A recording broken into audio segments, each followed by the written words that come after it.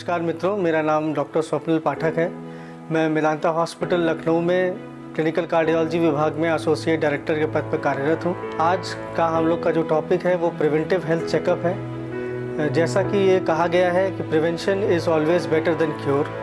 तो अगर हम सही समय पे उचित समय रहते हुए किसी बीमारी को पकड़ लेते हैं, उसका इलाज चालू कर देते हैं, तो ये हमें दो तरीके से फ़ायदे करता है।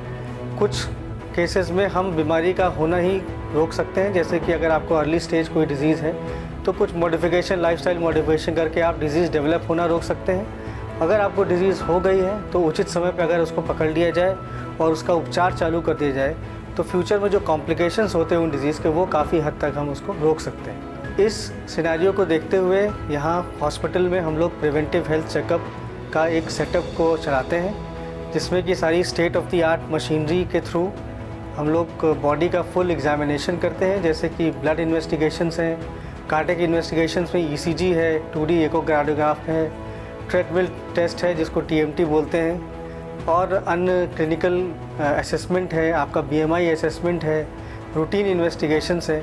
इन सब को करके एक तो आपको बीमारी अगर कुछ है तो वो अर्ली स्टेज में पकड़ा जाएगी, और अगर अर्ली स्टेज में पकड़ में कोई बीमारी आती है तो उसका उपचार एक सही समय पर चालू हो सकता है। अगर आप किसी क्रॉनिक इलनेस से ग्रसित हैं, जैसे कि अगर मान लीजिए आपको डायबिटीज़ है, ब्लड प्रेशर है, ऐसी कोई क्रॉनिक इलनेस है, या आप हेल्दी इंडिविजुअल हैं पर आपको लगता है कि एक आफ्टर द एज ऑफ 40 एक रूटीन चेकअप या हो जाना चाहिए, उस केस में प्रिवेंटिव जो हेल्थ चेकअप है वो काफ़ी फ़ायदेमंद रहता है।